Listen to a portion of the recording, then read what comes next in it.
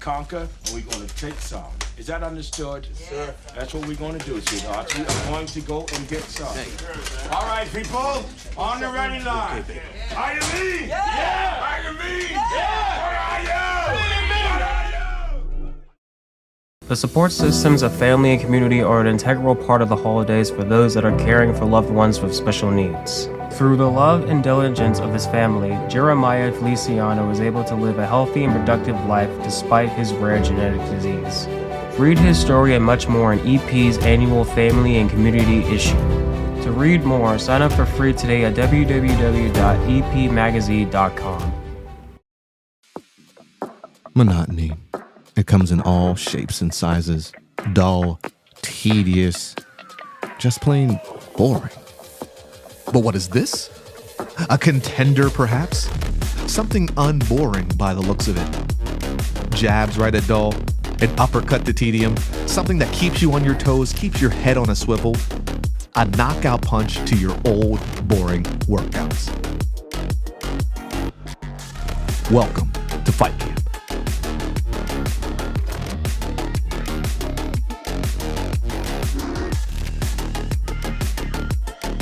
Oscar Mike Radio is a proud podcast partner of Reach Across America Radio, heard every Thursday at 11 a.m. and Sunday at 8 a.m. Eastern. They're also big supporters of the nonprofit I Got Your Six, 2 Lives at Once. And with every wreath you sponsor through Oscar Mike Radio, $5 goes back to this great organization dedicated to making a difference in the lives of veterans, law enforcement, firefighters, and first responders battling PTSD. 2 Lives at Once pairs these brave men and women together with dogs rescued from kill shelters. In this way, 2 lives are saved at the same time by saving each other. Donate now. Go to reachacrossamerica.org/Oscar Mike Radio to help. That's reachacrossamerica.org/Oscar Mike Radio.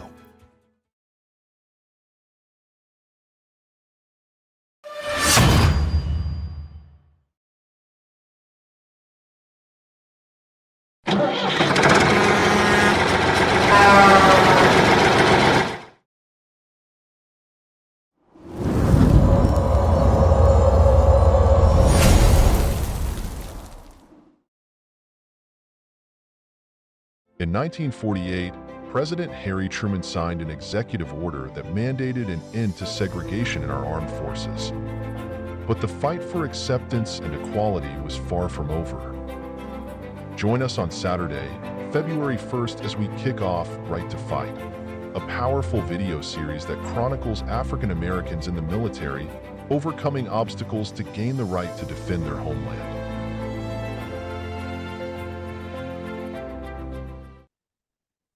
Hello and welcome again to Oscar Mike Radio. My name is Travis, Marine Corps veteran and your host.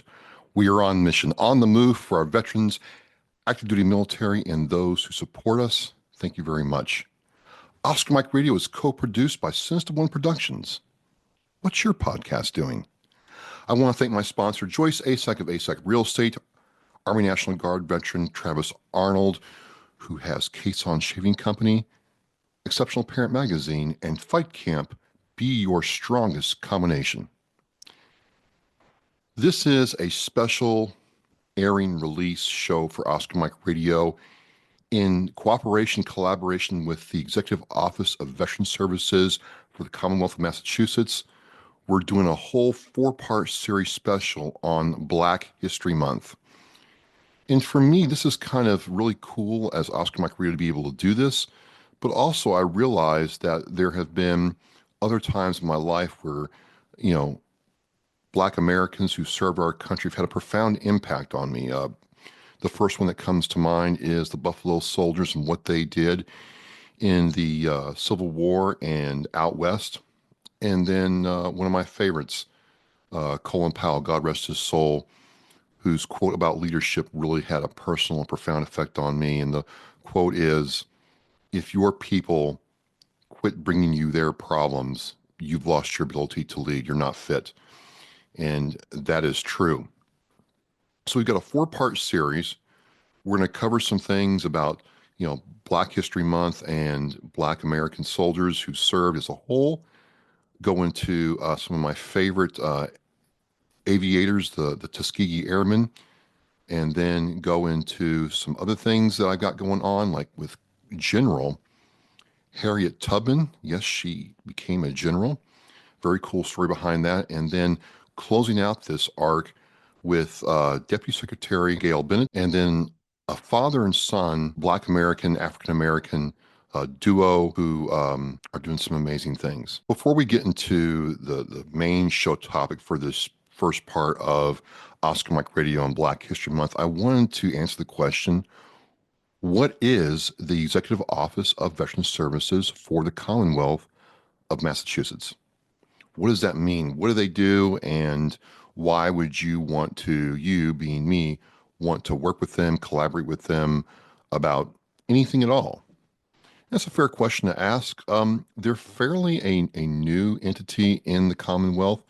Of course, the Commonwealth of Massachusetts has a strong history of supporting veterans and those who are actively serving our military, as well as reservists and Air National Guard and Army National Guard.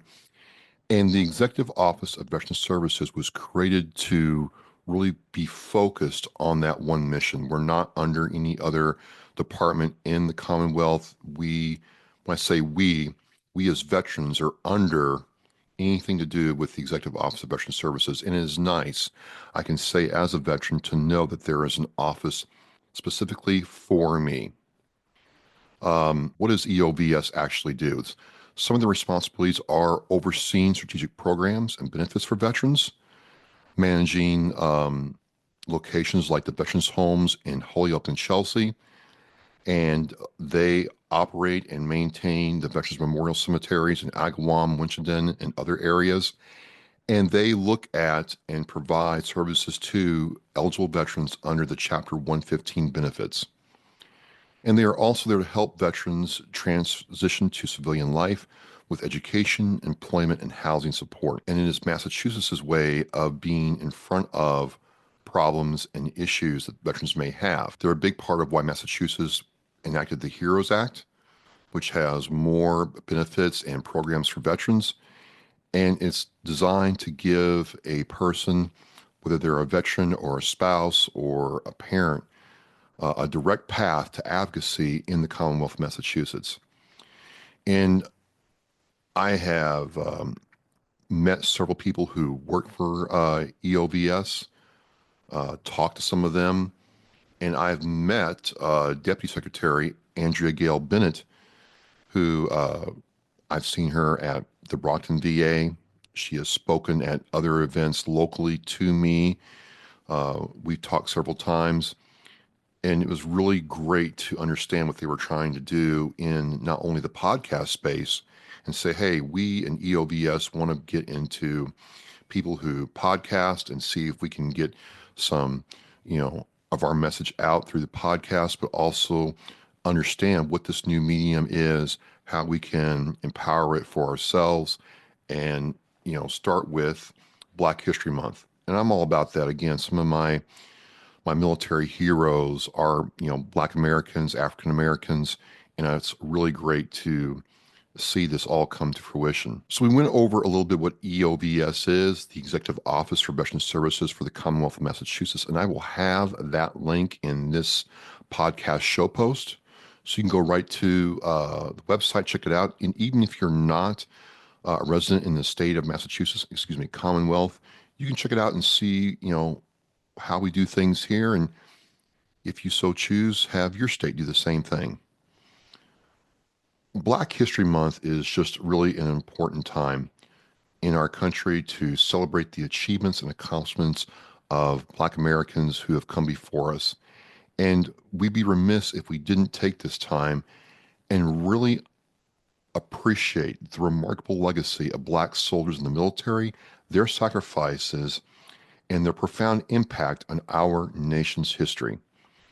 And so I want to dedicate this episode, this show, to their bravery, resilience, and unwavering commitment to justice and equality for all Americans. And to do that, we have to go back to the Revolutionary War, where Black soldiers fought valiantly for our nation's independence. Christmas at Tux, the first casualty of the Boston Massacre, and the 1st Rhode Island Regiment, the Black Regiment, played a crucial role in several battles, including the Battle of Rhode Island. And a lot of times you don't hear about these regiments, these people, these pivotal figures in our history. And so, expect more to follow on the historical aspects of our revolutionary war heroes, including these Black soldiers who fought so bravely for our freedom. And then again, I think for me growing up, and I didn't grow up in Massachusetts, but where I grew up, the Civil War history was taught very, very passionately. And it was noted that, almost 200,000 Black men served in the Union Army. And how else do you say this? That they literally were fighting for their freedom. And in Massachusetts, it was the 54th Massachusetts Infantry Regiment that led the way as one of the first American units in the Northeast to go to the Civil War. And I'm going through all this. I'm reading about these brave men and women, and I realize that, again, you need movies like Glory. We need these statues so we do not forget the legacy. Because I think maybe out of all the conflicts and the wars, Black Americans, Black soldiers served in, the Civil War was the most pivotal one because they were literally fighting for their freedom with a nation that had largely ignored them and allowed slavery to continue for over 100 years, hundreds of years, excuse me. That can't be glossed over. We can't forget what they did, because the reality is a lot of them were just not even seen as human beings, but they still felt it was worth it to spend their blood, sweat, and tears to buy freedom for future generations. It's just really amazing. We go to the world wars, and in World War I, there was the Harlem Hellfighters, the 369th Infantry Regiment, who served in the battlefield. And I like you all, maybe you've heard of these regiments. I have not, I'll admit it. But learning about them, I'm like, man, I'm just reminded about what I don't know. And so I'm like, let's learn more. Let's understand more. Let's keep this legacy alive of what they did and how they contributed to our country. And then in World War II, more and more Black men served, and Black women. Very, very distinguished service. And my absolute favorite is reading about the Tuskegee Airmen and Eleanor Roosevelt, who's like, these men can fly. And when you start looking at the B-17s bombers that went to Germany, France to, fight against the Germans, and how these airmen protected those air crews and kept them alive to complete the mission, we just can't say enough about them. I mean, there you are in a B-17 strapped into your ball turret or into the tail gun position, watching the Messerschmitts come at you, and all of a sudden, there's that P-51 saying, I got you. I've got your back. I've got your six. And they engage with the German aircraft, the German aviators, and allow the B-17s to go forward, put the bombs on target, and come home. They saved a lot of lives, and this is being recorded after this big dust-up with the Tuskegee history being taken out of the Air Force curriculum. I'm glad it got put back. I am, but it's shameful it's even removed in the first place. And to me, it's shameful it took that long to get it put back into the curriculum. It should have never happened. I don't know who did it. I don't know why they did it. I'm not here to assign blame. I'm just saying it should have never happened in the first place. And that legacy will remain alive and well at Oscar Mike Radio until I'm done recording. In recent times, I say recent, we're talking the last 20, 30 years, I can't think of anybody who had a more profound effect on military service members, Black Americans who served in the military and people of color who served in the military more than General Colin Powell. I remember him with the glasses on, working with General Schwarzkopf in Desert Storm. That's what I remember, my first memories of him. And, you know, what he did to support the Desert Storm invasion and just what an overwhelming triumph that was, how that was executed.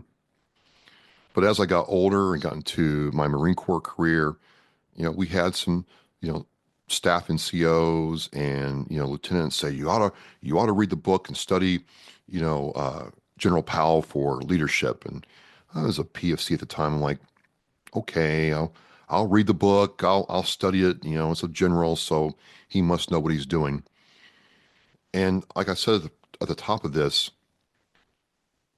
I read a whole lot about his history, about his accomplishments, about his service, about what he did, and the fact that he earned everything he got.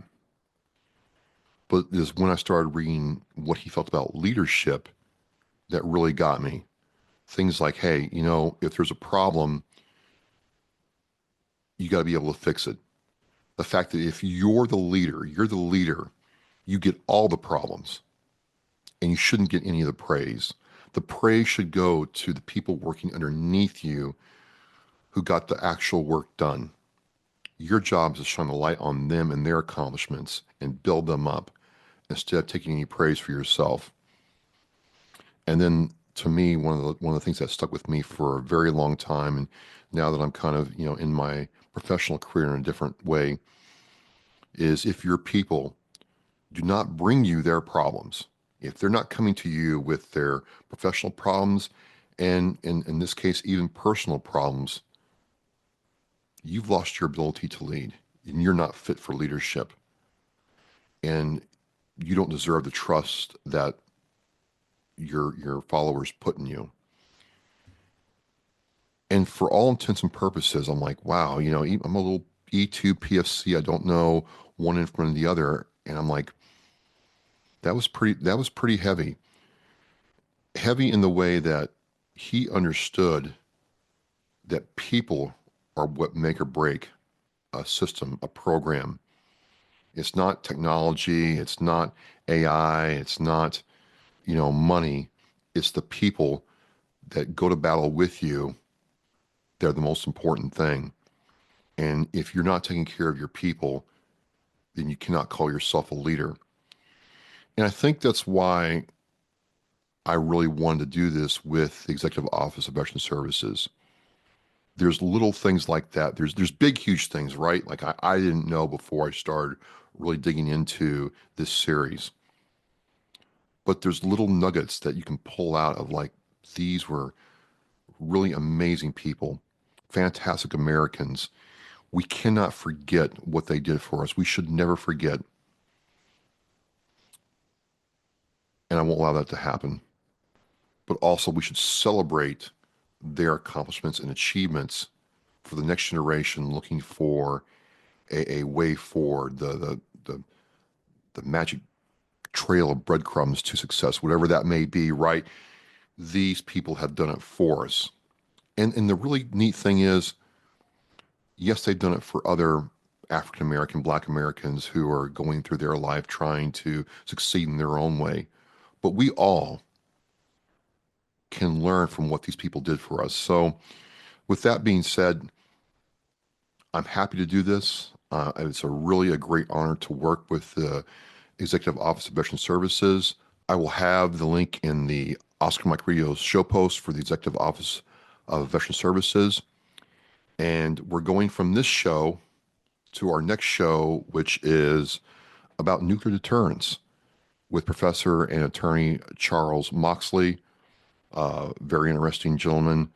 I learned so much when he came on in 2024. And then the next week, we'll be talking more about the Tuskegee Airmen and what they did. And that's followed by On Mission Motorsports. And then we have General Harriet Tubman, who's a civilian. And we talk about how her impact is felt by people today and what she did during the Civil War and during the time of slavery. And then we end with Deputy Secretary Andrea Gayle-Bennett, and then the father and son team of Champions for Vets. I'm really happy to do this.